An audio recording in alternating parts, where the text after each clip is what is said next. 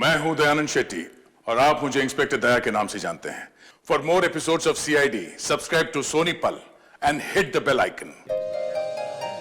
मैंने मकरंद साहब जैसा कलाकार मेरी जिंदगी में आज तक नहीं देखा।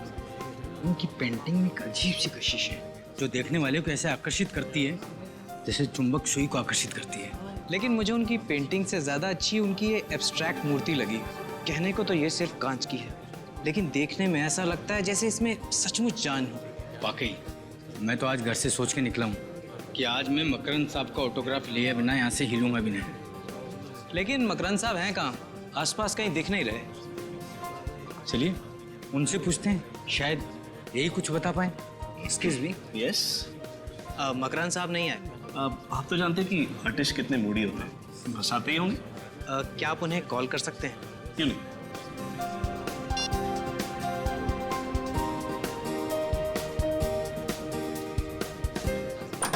कलर कॉम्बिनेशन देखिए। बेटा बेटा दौड़ते नहीं, बेटा एग्जीबिशन।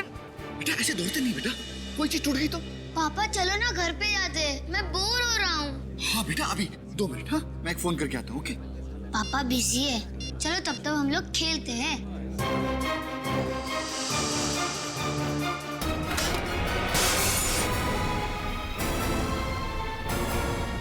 अरे बाप रे, देखा तुम्हारी वजह से टूट गया ना। सॉरी पापा। लाखों का था। अरे मकरंद साहब को पता चलेगा तो बहुत गुस्सा हो जाएंगे। ये क्या?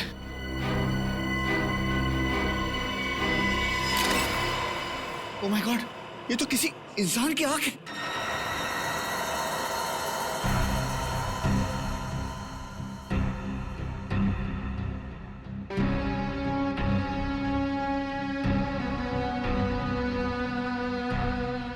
तो ये बच्चे इस कांच की मूर्ति के आसपास खेल रहे थे, आपने इन्हें खेलने से मना कर दिया और गलती से आपके हाथ से ये कांच की मूर्ति टूट गई और अंदर से कनिस्टर निकला जिसमें ये आंख है, किसी इंसान की आंख। जी सर। सर वो कहावत है ना, बच्चे भगवान के रूप होते हैं, वो बहुत सही है सर। अगर ये बच्चे यहाँ नहीं खेल रहे होते और ये मूर्ति टूटती नहीं तो हमें पता ही नहीं चलता कि ये मूर्ति में आंख है। नाम क्या बेटा आपका? प्रथम। प्रथम, बहुत प्यारा नाम है। प्रथम, निखिल अंकल तुम्हें बाहर ले जाके चॉकलेट खिलाएंगे।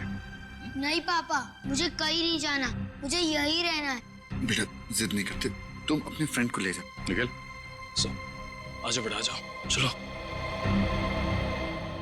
अच्छा ये मूर्ति को बनाने वाले मिस्टर मकरंद वो कहीं नजर नहीं आ रहे? सुबह सर आए थे, फिर किसी काम से निकल गए, तब से वापस नहीं आए। मूर्ति के टूटने की खबर दी उन्हें? नहीं सर, नहीं दे पाया। मैंने फोन ट्राई किया था लेकिन वो फोन नहीं उठा रहे। सर कहीं ऐसा तो नहीं कि एक मूर्ति पे एक आंख फ्री? मजाक समझ रहे हो तुम्हें? हैं? ये इंसान की आंख है, मतलब किसी इंसान के शरीर से आंख निकाली गई है।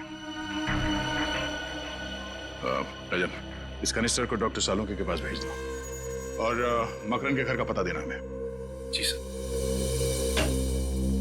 हाँ सालुंके, आंख के बारे में क्या पता चला? टेट्रागोडाल। टेट्रागोडाल?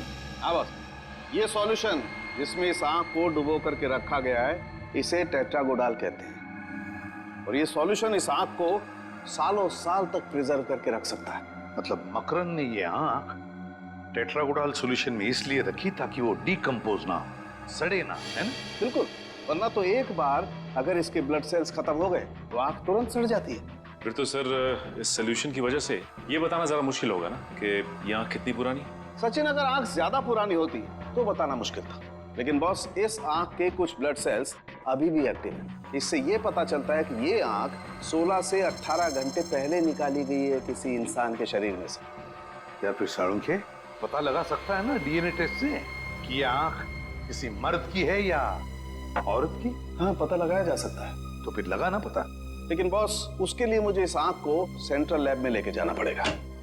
सर मैंने शहर के सभी आई डोनेशन सेंटर में जाके पता किया है सर, पिछले 6 महीने में कहीं से भी कोई भी आंख चोरी नहीं हुई है सर। पिछले 6 महीनों में कहीं से भी कोई भी आंख चोरी नहीं हुई है। तो क्या मकरंद ने किसी की जान लेकर उसकी आंख निकाल ली और फिर वो मूर्ति में लगा दी? मगर सर मकरंद ने तो ये मूर्ति 3 महीने पहले बनाई थी, जबकि ये आंख 16 घंटे पुरानी। तो 16 घंटे पुरानी आंख 3 महीने पुरानी मूर्ति में कैसे फिट हो सकती? सचिन जरूर बहुत पहले से ही प्लानिंग करके रखी थी इस मकरंद ने, बहुत बड़ी प्लानिंग। पहले से ही उसने उस मूर्ति के अंदर जगह बना के रखी थी जहां पर ये कैनिस्टर फिट हो जाए। आद्या, मकरंद का फोन ट्रेस नहीं हो रहा, तो फिर उसके फोन रिकॉर्ड चेक किया? लंदन से कॉल आए थे। अच्छा, तो ठीक है, कोशिश जारी रखना, कुछ पता चले तो तुरंत बता देना मुझे। ओके? क्या हो सर? मकरंद को अक्सर लंदन से फोन आया करते थे, और खास करके 3 अलग अलग नंबर से। लंदन से? लेकिन सर उसे लंदन से कौन फोन कर सकता है? वही तो है, कौन ये 3 अलग अलग नंबर से फोन करने वाले मकरंद को लंदन से? पता लगाना पड़ेगा। सर आप बिल्कुल फिक्र मत कीजिए, मैं अपनी जुबान का बहुत पक्का हूँ। आपका पार्सल समय से पहले पहुंच जाएगा। अब मकरंद बाहर गया हुआ है, पता नहीं कब तक आएगा। हाँ हाँ ठीक है, जैसे ही आएगा मैं उसको कह दूंगा कि आपसे बात कर लूँ। ओके जी, बाय।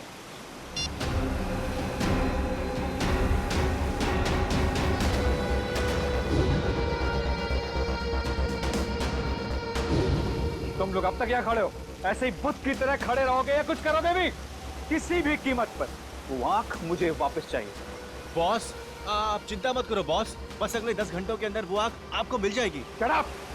बकवास मत करो। पिछले 12 घंटे से यही डायलॉग सुन रहा हूं मैं। मेरा एक एक मिनट बहुत कीमती है, समझे तुम लोग? बॉस आपको तो पता है कि वो आंख सीआईडी वालों के पास है, और सीआईडी वालों के हाथ से लेना मतलब मगरमच्छ के मुंह में हाथ डालने के बराबर है। बस कोशिश जारी है बॉस। कोशिश कोशिश कोशिश! तुम लोगों को अगर अपनी जान प्यारी है तो सिर्फ 2 घंटे मुझे वो आंख चाहिए, सिर्फ 2 घंटे। क्लियर? ठीक है बॉस, वो आंख आपको मिल जाएगी बॉस। Get lost.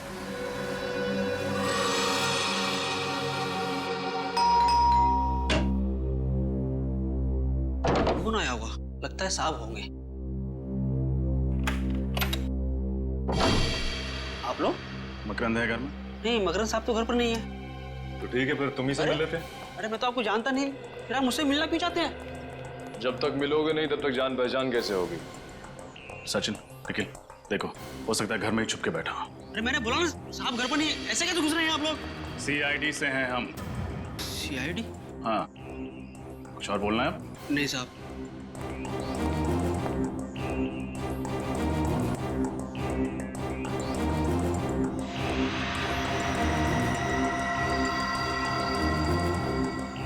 तेरी मकरंद तो घर में है ही नहीं। कहाँ गया मकरंद? पता नहीं साहब, बताकर नहीं गए। और कब से घर नहीं आए तुम्हारे मकरंद साहब? कल सुबह जो निकले अब तक लौटे नहीं। मकरंद अपनी पेंटिंग्स और मूर्तियाँ यहीं पे बनाता है? हाँ, पेंटिंग्स तो यहीं बनाते हैं मगर मूर्तियाँ नहीं। हाँ, यहाँ सिर्फ पेंटिंग्स दिख रही हैं। मूर्तियाँ कहाँ बनाता है जानते हो? पता नहीं साहब, मैं तो नौकर हूँ। ये लैपटॉप मकरंद का है? हाँ, ये साहब का ही है। निखिल,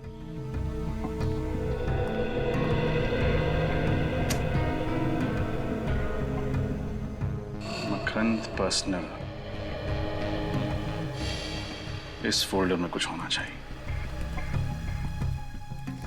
ये देखो, पिछले 5 साल में मकरंद की पेंटिंग्स और मूर्तियां कितने में बिकी हैं, इसका पूरा ब्यौरा है इसमें। कोई भी पेंटिंग 15 से 20 हजार रुपए से ज्यादा में नहीं बिकी, जबकि हर मूर्ति कम से कम 40 से 50 लाख रुपए में बिकती है। तो फिर ये मकरंद सिर्फ मूर्तियां क्यों नहीं बनाता? हो सकता है सिर्फ अपनी संतुष्टि, अपने क्रिएटिव सेटिस्फैक्शन के लिए पेंटिंग्स बनाता हो। एक सेकंड, इसमें यह भी लिखा है कि ज्यादातर मूर्तियां लंदन में बिकती हैं, इसीलिए उसे लंदन से अक्सर फोन आया करते हैं। सचिन, कुछ तो है जिसका लेन देन लंदन से है। कल एग्जैक्टली कितने बजे तुम्हारे साहब यहाँ से गए थे? कल सुबह 8 बजे साहब निकले थे घर से एग्जीबिशन में जाने के लिए, ताकि पेंटिंग और मूर्ति सजा सके। फिर 10:30 बजे आए, और ताकि थोड़ा सो जाएं, ताकि शाम को एग्जीबिशन में वापस जा सके। तो आपके साहब घर पे सोए कितनी देर? सोए नहीं साहब, जैसे ही आए थे उसके 5 मिनट बाद वापस चले गए, और फिर अब तक नहीं आए। सिर्फ 5 मिनट में वापस चले गए? कैसे गए, अपनी गाड़ी से? नहीं, किसी टैक्सी में गए थे। ये कौन सी कंपनी की टैक्सी थी? ये तो पता नहीं साहब। अच्छा, ये टैक्सी तुम्हारे साहब ने बुलाई थी? नहीं साहब, उन्हें फोन आया था, ये टैक्सी आ रही है, और जैसी टैक्सी आई वो टैक्सी में बैठकर निकल गए। टैक्सी का कुछ याद है तुम्हें? तुमने कुछ देखा था, उसका नंबर प्लेट वगैरह? नहीं साहब, नंबर प्लेट तो मैंने नहीं देखा, मगर हाँ उस पे एक स्टिकर लगा हुआ था, इतना गोल गोल होता है वो खाने का, क्या बोलते हैं, ढोकला? नहीं ढोकला नहीं, पिज्जा। पिज्जा? किस कंपनी का पिज्जा था? क्या नाम था? ढेपला, डेल्पा पिज्जा। डेल्पा, हाँ साहब, उसी कंपनी का। और कुछ देखा था तुमने? हाँ साहब, गाड़ी के पीछे वाले शीशे पे एक और स्टिकर लगा हुआ था, उड़ते हुए आदमी का। डेल्पा पिज्जा का ऐड और पीछे वाली कांच पर उड़ते हुए आदमी का स्टिकर।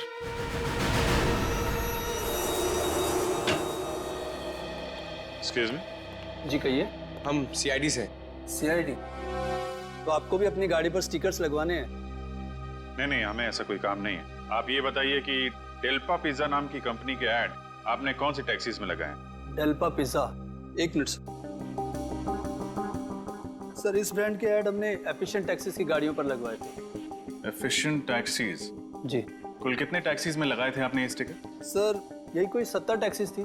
अच्छा, इनमें से किसी एक टैक्सी के पीछे वाले कांच पर कोई ऐसा स्टिकर लगा होता है एक ऐसे इंसान का जो हवा में उड़ रहा है?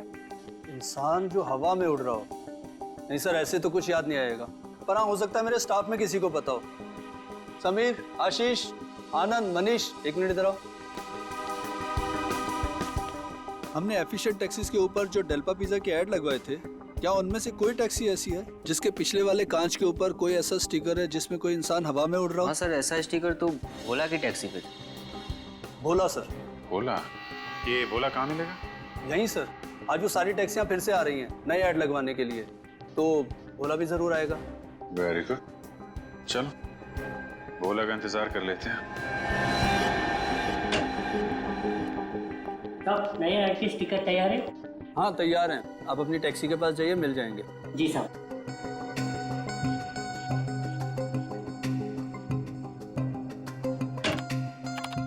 सर, नए ऐड का स्टिकर तैयार है क्या? बिल्कुल तैयार है, आप जाइए, मिल जाएंगे। जी सर।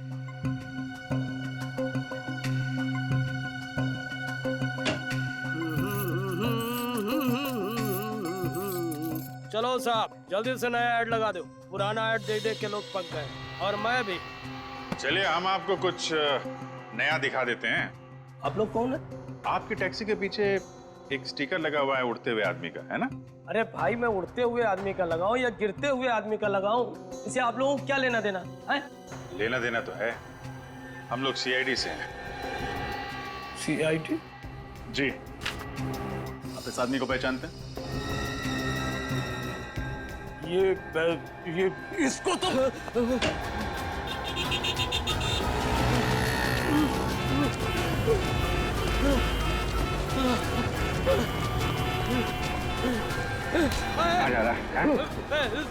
साहब, जाने दो साहब, जाने दो मुझे।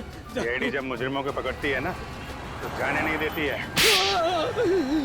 साहब, मुझको माफ कर दो, मैंने ज्यादा पैसे कमाने के लालच में ये सब किया है। मकरन कहाँ है? कौन मकरन साहब? वही मकरन जिसने एग्जीबिशन रखी थी, जिस एग्जीबिशन में हमें आदमी की आंख मिली कांच की मूर्ति से, वो मकरन कहाँ है? वो आंख मूर्ति? मुझे कुछ समझ में नहीं आ रहा साहब। ना समझ पाने का नाटक बंद करो। जिसकी फोटो देखकर भागे थे तुम, ये आदमी कहाँ छुपा के रखा है इसे? अरे साहब, मैं तो ये समझा कि आप लोगों को पता चल गया है कि मैं अपनी टैक्सी कंपनी के साथ धोखा कर रहा हूँ, इसलिए मैं भागा था। धोखा? कैसा धोखा? साहब, हमारी टैक्सी कंपनी सिर्फ उन्हीं यात्रियों को टैक्सी में बैठने की अनुमति देती है जो फोन करके टैक्सी बुक कराते हैं, और पैसे के लालच में दूसरे यात्रियों को भी अपनी टैक्सी में बिठा लेता था। और साहब, ये आखिरी आदमी था जिसको मैंने अपनी टैक्सी में बिठाया था। ओह, तो तुम इसलिए भागे थे? हाँ साहब, मकरन के बारे में मुझे कुछ नहीं पता। और कब बिठाया था तुमने मकरन को टैक्सी में? साहब, कल सुबह 10 बजे फोन आया था, मुझे आरती नगर से फोन आया था कि टैक्सी चाहिए थी। मैं अपनी टैक्सी लेके वहाँ पहुँच गया था, बस, और कुछ नहीं जानता हूँ साहब। किस नंबर से फोन आया था? साहब, इस नंबर से फोन आया था साहब। हेलो, ये कहाँ का नंबर है? ओह, ओके, नहीं, thank you very much, thank you. Aarti Nagar के पीसीओ का फोन नंबर है ये। सर मकरंद के नौकर ने कहा था कि उसने कोई टैक्सी बुक नहीं की थी। हो सकता है किसी और ने टैक्सी मंगवाई हो उसके लिए। हो सकता है मकरंद ने खुद फोन किया उस पीसीओ से जाके, ताकि जब कॉल रिकॉर्ड चेक हो तो किसी को उस पर शक ना हो। ये छोड़ा कहाँ था तुमने मकरंद? साहब, एनडी रोड पर गिलबर्ट आर्ट गैलरी है ना, उसी के सामने इसको छोड़ा था।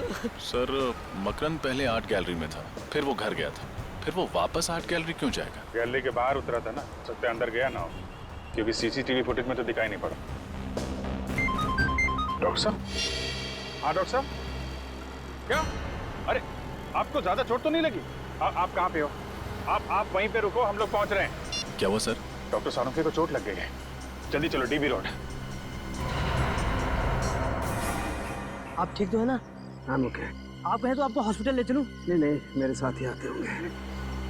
वो आ गए, मेरे साथ ही आ गए। Oh my God, excuse me doctor साहब, संभाल के, आप ठीक हैं? हाँ विजय, मैं ठीक हूँ। खून निकल रहा है। Pankaj, first aid. Thank you very much, हम लोग आगे, हम संभाल लेंगे। Thanks a lot. सर ये सब हुआ कैसे? मुझ पर किसी ने वार किया, हमला किया किसी ने। हमला? किसने किया? पता नहीं अभिजीत, मैं वो आँख लेकर के जा रहा था सेंट्रल लैब डीएनए टेस्टिंग के लिए। ये गाड़ी आई और यहाँ आकर के मेरी गाड़ी को ब्लॉक किया उसने। ओके।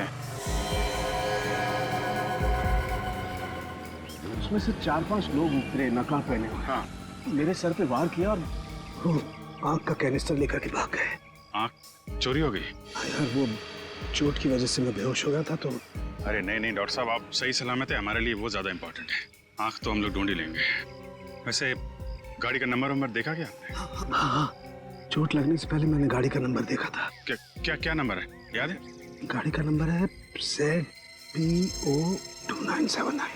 ग्रेट डॉक्टर साहब। पंकज, पता करो आरटीओ से किसका नंबर है। सर हमें आंख मिली मकरंद की बनाई हुई मूर्ति में। कालूम के साहब ने जो गाड़ी देखी वो मकरंद की थी। हो ना हो इन सब के पीछे ये मकरंद ही है। हो सकता है। चलो चल के आंख भी वापस ले लेते हैं और सड़क के साहब पर किए गए हमले का हिसाब भी। सर लगता है ये मकरंद अपने दूसरे घर से भी गायब हो गया है। या फिर हो सकता है अंदर छुपा। सोच के रहो। दया सर का नाम लो और तोड़ दो दरवाजा।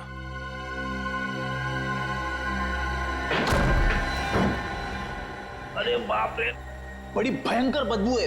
किसी लाश की बदबू है। सर कहीं मकरंद की तो नहीं है? हो सकता है, देखो लाश यहीं कहीं होगी।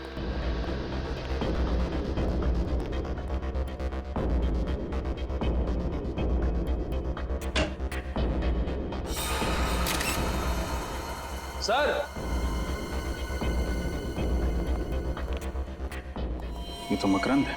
अरे इसकी तो एक आंख गायब है सर, मतलब वो आंख इसकी थी। सर हम लोग तो सोच रहे थे कि इन सब के पीछे ये मकरंद है, मगर किसी ने इस बेचारे को मारकर इसकी आंख निकालकर इसी की बनाई हुई मूर्ति के अंदर रख दी। और इसी की गाड़ी इस्तेमाल की डॉक्टर साळुंखे पर हमला करने के लिए। खून सिर्फ यहीं पे बहा। इसका मतलब गोली लगने के बाद मकरंद इधर उधर नहीं गया होगा, उसने यहीं पे दम तोड़ दिया होगा। कहीं ऐसा तो नहीं कि इसने आत्महत्या की हो अपनी ही गन से? नहीं फ्रेडी, खुद को ऐसे सामने से गोली मारना थोड़ा मुश्किल है, और कोई अपनी ही आंख कैसे निकाल सकता है? हाँ ये बात तो है।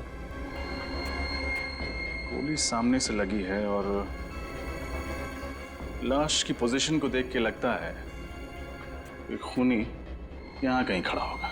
सर इस गन में से गोली चली है, शायद मकरंद ने उस खूनी पर चलाई होगी अपनी आत्मरक्षा के लिए। और अगर ऐसा हुआ है निखिल, तो इसका निशाना जरूर चूक गया होगा, क्योंकि कहीं और तो खून है नहीं। गोली ढूंढो, नहीं होगी।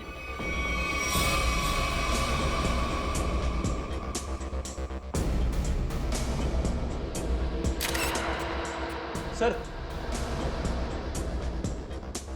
ये देखिए सर, गोली मिल गई।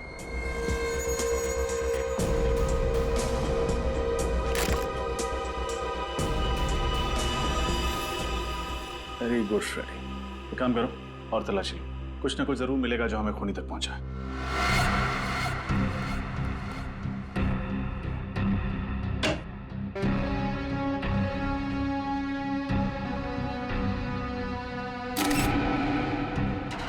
ये क्या है?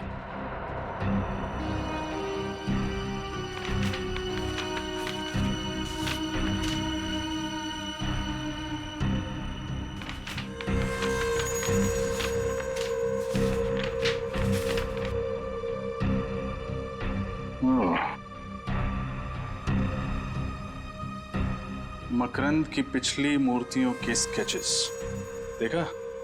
एसीपी सर का अंदाजा सही था। मकरंद अपनी हर मूर्ति में इतनी जगह जरूर खाली छोड़ता था कि एक कैनिस्टर को आसानी से फिट किया जा सके। मतलब ये मकरंद उसी की बनाई हुई मूर्तियों के अंदर कैनिस्टर रखकर आग की स्मगलिंग करता था? हाँ सर, और शायद किसी ने बदला लेने के लिए इसी के साथ ऐसा कर दिया। मुझे नहीं लगता। आंखों की कालाबाजारी से सिर्फ 2-3 लाख रुपए कमाए जा सकते हैं। मकरंद की हर मूर्ति कम से कम 40 से 50 लाख रुपए में बिकती है, तो फिर सिर्फ 2-3 लाख रुपए के लिए कोई इतना खतरा क्यों लेगा? जरूर मकरंद की मूर्तियों में आंखें नहीं, कोई और चीज स्मगल की जाती है। कैसी चीज? वो तो नहीं पता फ्रेडी, लेकिन ये स्मगलिंग इंग्लैंड में होती है, तभी तो उसे लंदन से इतने फोन आते थे। तब तो सर इस मकरंद का कोई पार्टनर होगा, दोनों मन हुई, उसने इसी पर पहुंचा दिया। वही होगा निखिल जो मकरंद की मूर्तियों को विदेश भेजता था। पता करो कौन है।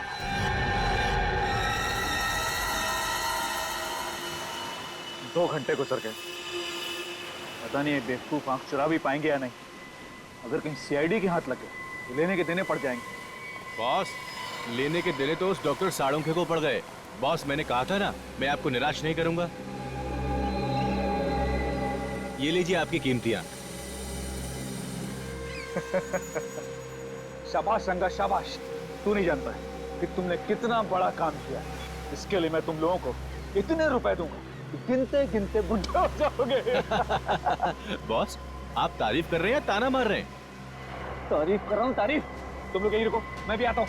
ठीक है बॉस।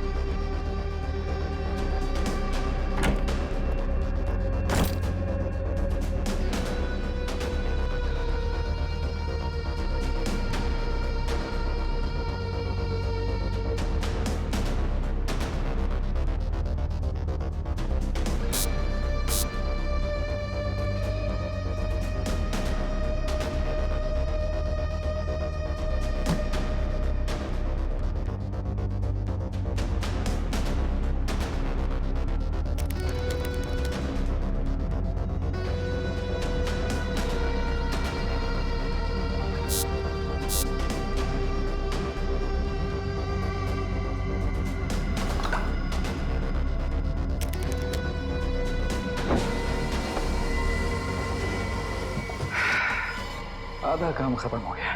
अब दुनिया की कोई भी ताकत मुझे सबसे अमीर बनने से नहीं रोक सकती। मैं दुनिया का सबसे अमीर आदमी बनूंगा।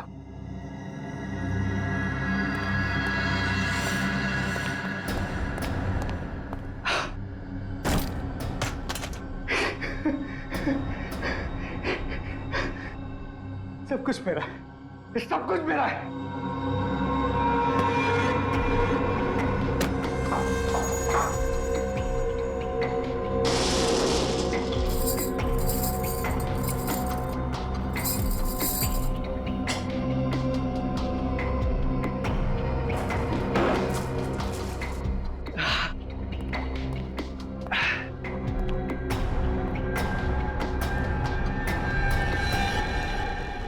अरे तुम लोग यहाँ क्या कर रहे हो? चलो निकलने की तैयारी करो। बॉस, हमारा हिस्सा? हिस्सा भी मिल जाएगा, जल्दी क्या है? मैं कोई भागा थोड़ी जा रहा हूँ। बॉस, माफ करना। मुझसे गद्दारी, अभी देता हूँ हिस्सा। बहुत हो गया भागना तोड़ना। सर, मैं और मकरंद पार्टनर्स थे। मकरंद पेंटिंग से मूर्तियां बनाता था, मूर्तियों में हीरा छुपा देता था सर। फिर मैं उन हीरो को देश के बाहर लंदन ले जाता, उनकी तस्करी करता था सर। शर्म आनी चाहिए तुम्हें। अपने देश की संपत्ति स्मगल करके बाहर देशों में बेच रहे थे तुम। सर मुझे माफ कर दिए सर। माफ कर दीजिए। तुमने सिर्फ स्मगलिंग नहीं किया, बल्कि एक खून भी किया है, मकरंद का खून। मैंने जानबूझ के मकरंद को नहीं मारा सर, बल्कि वो मुझे मारना चाहता था सर। मैंने तो सिर्फ अपनी आत्मरक्षा में सर उस पर गोली चलाई। पूरी बात बताओ, क्या हुआ था मकरंद के घर में? बताओ। उसने मुझे अर्जेंटली अपने घर में बुलाया। वो कह रहा था कि उसे कुछ मुझे जरूरी बात कर रही है, लेकिन जब मैं उसके घर पहुंचा तो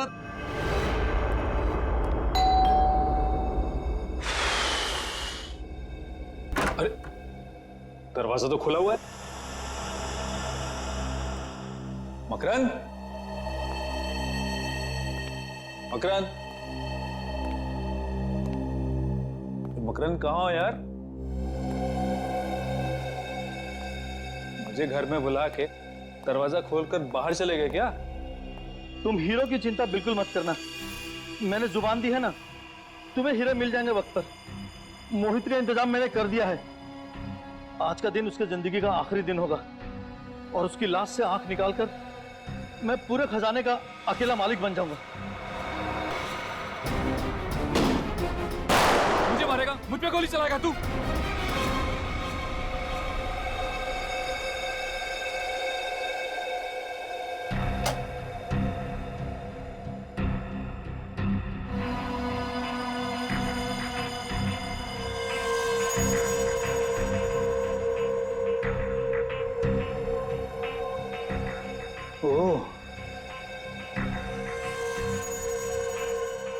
बुरे काम का बुरा नतीजा।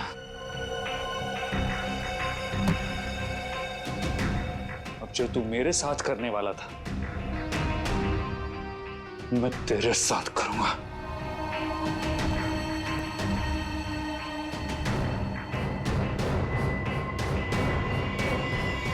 और जब मकरंद की मौत हो गई तो तुमने सोचा क्यों ना उसी का प्लान उसी पे आजमा लिया जाए, क्यों?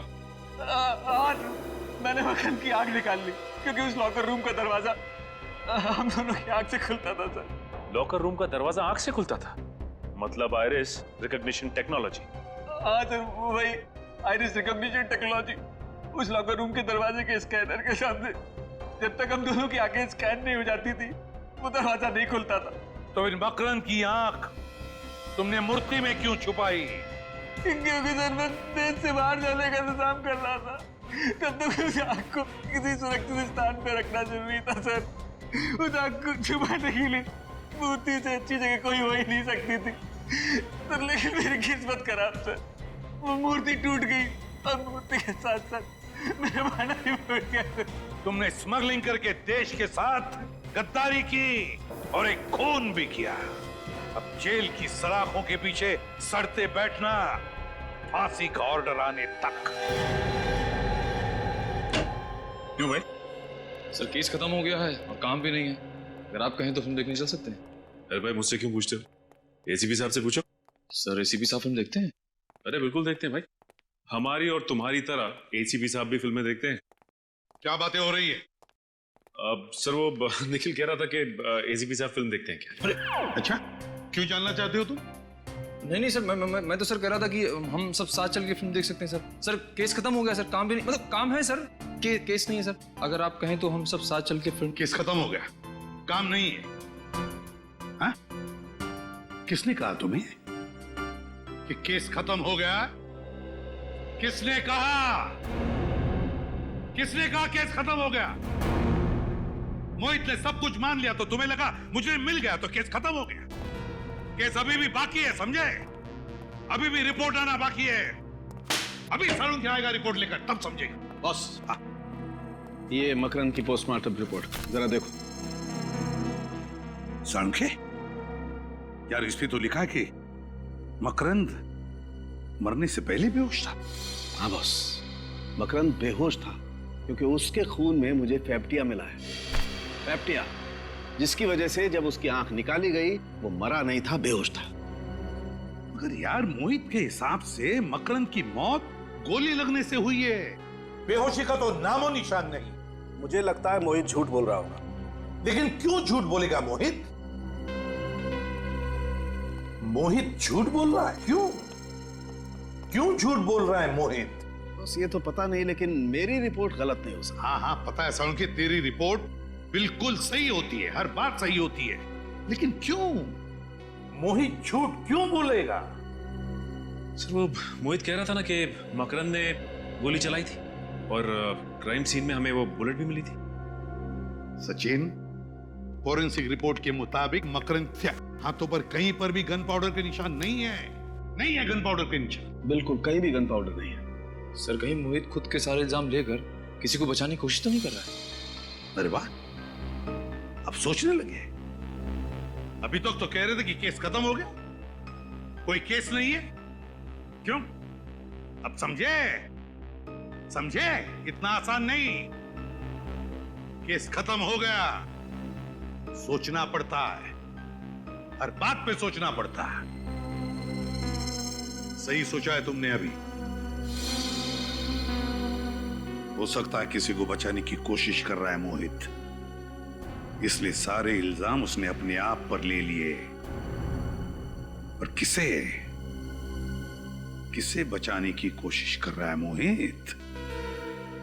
मोहित, मकरंद और वो तीसरा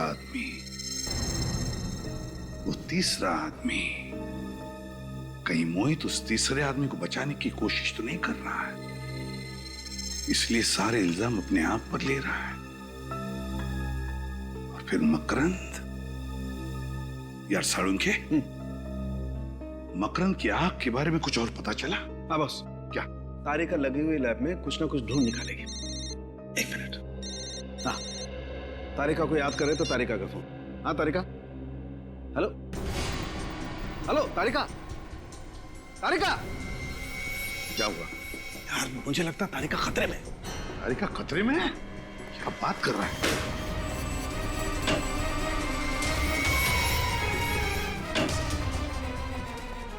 तारिका, तारिका, तारिका, पानी लाओ, जल्दी पानी लाओ। पानी लाओ। तारिका, तारिका, तारिका, तारिका, तारिका, उठो उठो। क्या हुआ? हाँ, ये ओके? आओ बैठो। चलो चलो, कम।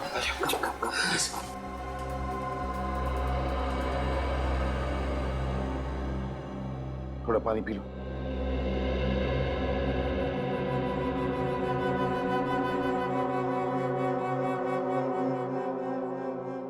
ये ओके? क्या हुआ? कैसे हुआ ये सब? सर, वो आंख लेके चला गया।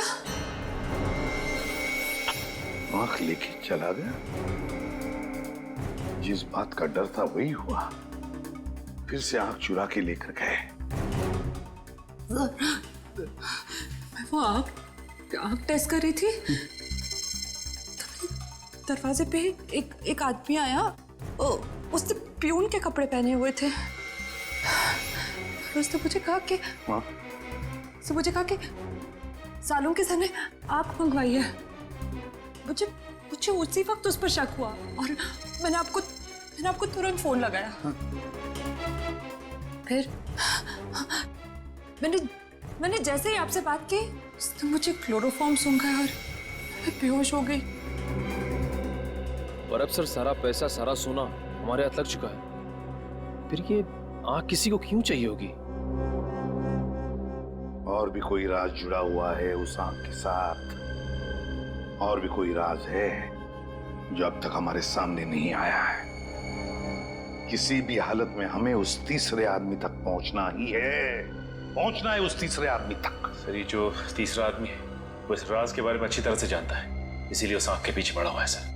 सचिन, और वो पूरा राज उस बंद लॉकर रूम के अंदर छुपा है। उस बंद लॉकर रूम के अंदर। सर, पूरे शहर में ऐसी एक ही कंपनी है जो आरिस लॉकर बनाती है। तो फिर चलो वहीं चलते हैं।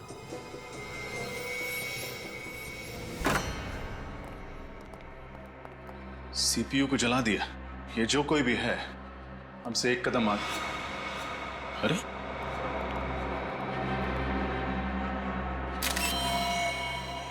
इन्हें तो गोली मारी गई है।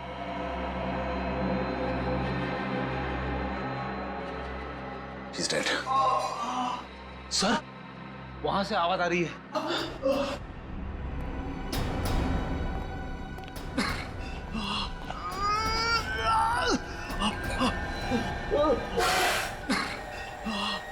आप लोग कौन? घबराइए मत, हम लोग सीआईडी से। आइए बैठिए। सवाल के राइकल पानी। मुझे बचा लीजिए, मुझे गोली लगी। घबराइए नहीं, आपको कुछ नहीं होगा। फ्रेडी, एम्बुलेंस को फोन करो जल्दी। पानी ये लीजिए, पानी पीजिए आराम से। ये सब किसने किया? पता नहीं, कुछ लोग एकदम से ऑफिस में घुस आए और उन लोगों ने अफरा तफरी मचा दी, कंप्यूटर भी जला दिया और बॉस को गोली मार दी। तो वो आपके बॉस थे? मिस्टर अनुराग, और मुझे गोली मार दी। अगर मैंने मरने का नाटक ना किया होता तो शायद 2-4 गोली और मार देते। अच्छा, कंप्यूटर में जो रिकॉर्ड्स थे उनका कोई बैकअप है? इस रूम के ठीक सामने कॉन्फ्रेंस रूम में टेबल के नीचे की तरफ हार्ड डिस्क छुपा के रखी हुई। भगवान करे वो सुरक्षित हो। एम्बुलेंस आ गई। निखिल, इन्हें हॉस्पिटल पहुंचा। संभाल के। कुछ नहीं होगा। फ्रेडी, इस रूम के सामने एक कॉन्फ्रेंस रूम है, वहां टेबल के नीचे एक हार्ड डिस्क होनी चाहिए। लेकर आ।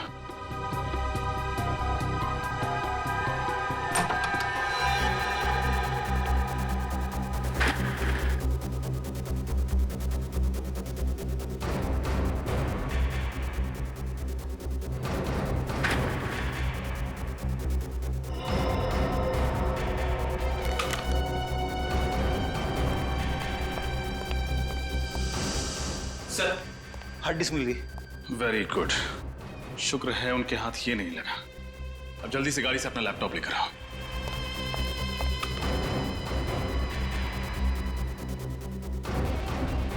लैपटॉप ये लो, इस हार्ड डिस्क को लैपटॉप से कनेक्ट करो। सारे फाइल्स सर्च करो, देखो मकरंद कुमार के रिकॉर्ड्स कहाँ हैं।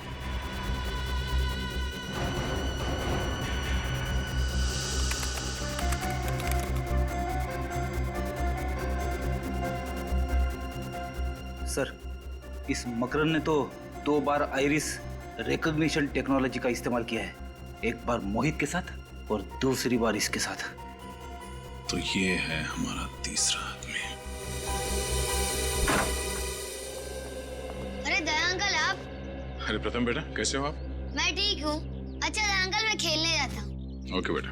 अरे बेटा, आप कितनी बार कहा मेरे पूछे बगैर दरवाजा नहीं खोलने का।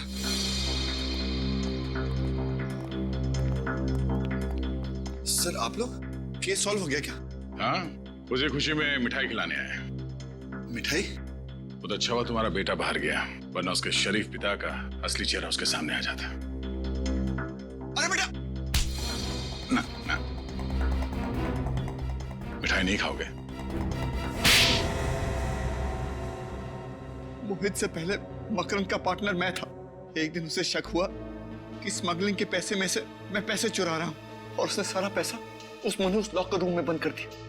5 साल पहले मकरंद और मेरा झगड़ा हो गया और उसने मोहित को अपना पार्टनर बना लिया। जिसकी वजह से तुम्हारा करोड़ों का माल उस लॉकर रूम में कैद हो गया। हाँ सर, मैंने सुलह करने की बहुत कोशिश की, लेकिन वो नहीं माना। मैंने मिन्नत की, लेकिन वो फिर भी नहीं माना। फिर एक दिन मैं मकरंद के घर पहुंच गया।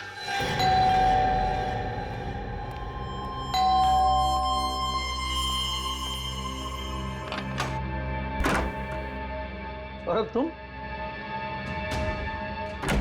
या तो तू मर जा, या फिर तू मोहित को मारकर उसके पैसे को बराबर से बांट ले।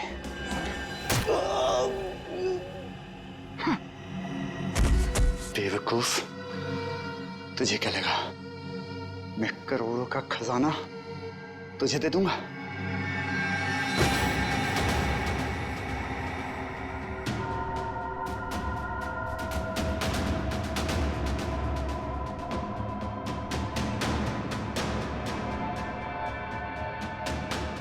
फिर मैंने मोहित के आने का इंतजार किया।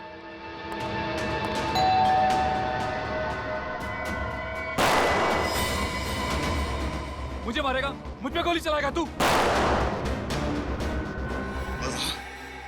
वहां मोहित ने मकरंद की आंख निकाल ली। फिर मैंने मोहित का पीछा किया। उसने वो आंख उसी मूर्ति में छुपा दी जिसमें मकरंद अपने हीरे छुपाया करता था। फिर एग्जीबिशन में अपने बेटे को रोकने के बहाने उस मूर्ति को धक्का दे दिया ताकि वो आग सबके सामने आ जाए और आप लोग इन्वॉल्व हो जाए। तुम हम लोगों को इस प्लान में क्यों शामिल करना चाहते थे? क्योंकि मैं एक ही तीर से दो शिकार करना चाहता था। एक तरफ मैं सारा खजाना हड़पना चाहता था और दूसरी तरफ मैं चाहता था कि मकरंद के खून में मोहित बच जाए और मुझ पर कोई आश ना है। तुम जानते थे कि खजाने के लिए मोहित हमसे वो आग चुरा लेगा और तुम मोहित पे हमला करके उससे उसका खजाना चुरा लोगे और वो आग भी, और दोनों खजाने के मालिक बन जाओगे। हाँ, मेरा प्लान कामयाब भी हो गया था। मोहित ने डॉक्टर सालुंके से वो आग भी चुरा ली थी, उसने अपना सारा पैसा भी निकाल लिया था।